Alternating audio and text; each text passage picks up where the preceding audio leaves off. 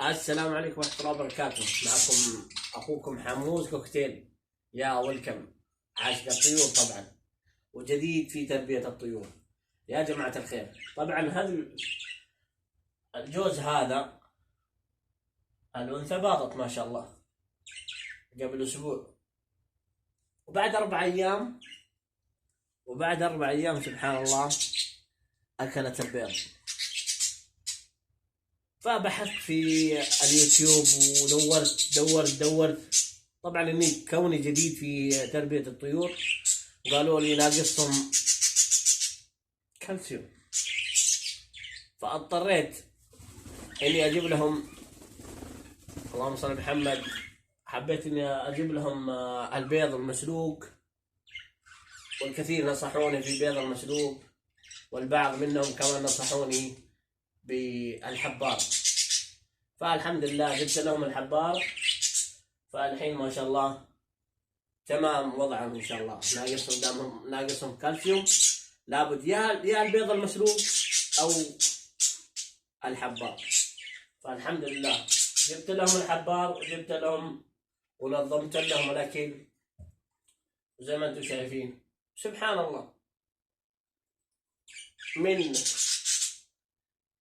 عاشق الطيور يعني كزينة إلى لين الله يرزقني أزيد من الطيور البادجي. صرت أحب البادجي، وإن شاء الله الله يفتح علي إن شاء الله ويفتح عليكم يا رب. يصير أجيب طيور الباقية إن شاء الله مع الأيام ومع الوقت إن شاء الله. تعال هنا، لا تروح تطيح الجوال. المهم عفوا، فسبحان الله بديت من الدرة إلى البادجي، فصرت أحب البادجي أكثر من الدرة. سبحان الله. فإن شاء الله مع الأيام إن شاء الله مع الوقت إن شاء الله يصير عندي إنتاج من البادجي وإنتاج إن شاء الله من الدرة. حاليا الدرة ما شاء الله له 9 شهور لين يكمل سنة ونجيب له الأنثى إن شاء الله.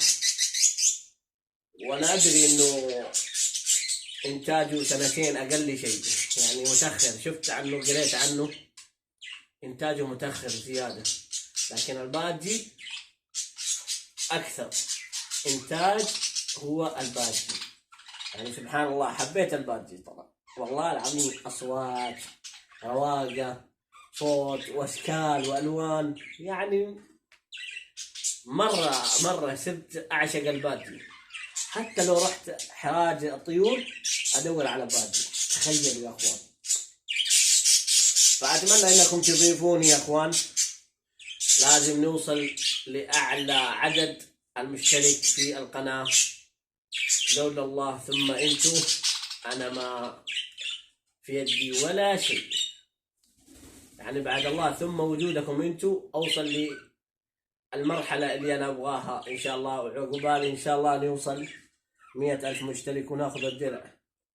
والله يسعدكم ويحفظكم ويرزقكم ويعطيكم كل اللي يرضيكم. طبعا كوني عاشق الطيور إن شاء الله حتشوفوا أشياء جديدة وحلوة.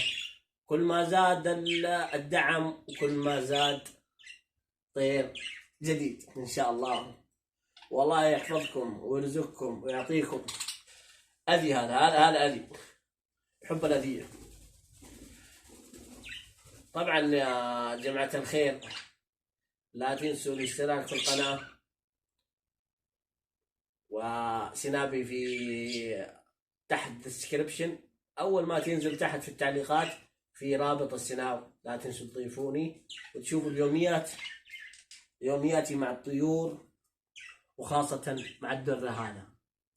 هذا أذي، هذا تو قرصني، عضني عضة طلع مني الدم في إصبعي، صاير أذي، ما بيطلع في يدي، لازم يطلع فوق شعري.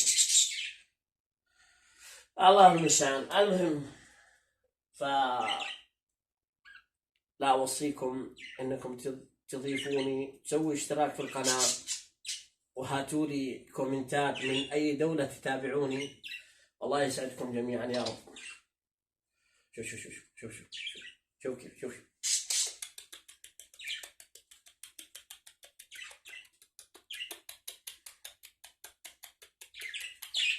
طبعا هذا ذكر، هذا ذكر. تعال تعال.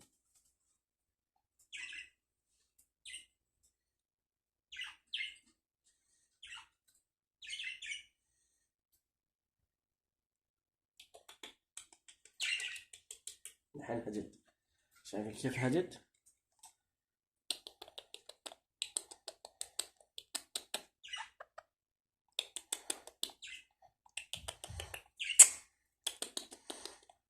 بوسة بوسة بوسة بوسة.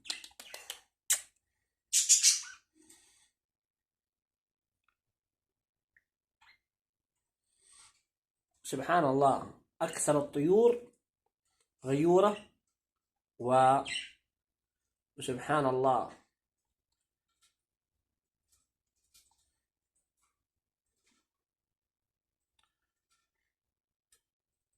عندهم فضول. سبحان الله، أي شيء تحط له شيء جديد لازم يبغى يشوف إيش هو.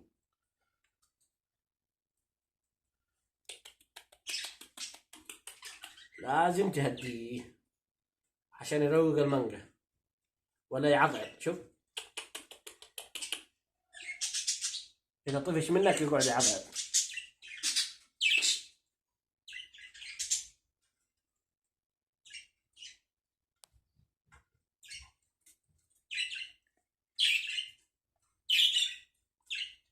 إن شاء الله مع الأيام وخليه أليف وهدد إن شاء الله بإذن الله.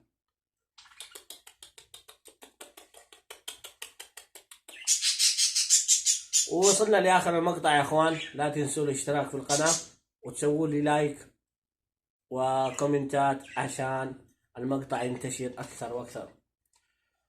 حفظكم الله أينما كنتم، الله يسعدكم جميعا يا رب. قولوا آمين. ودمتم سالمين.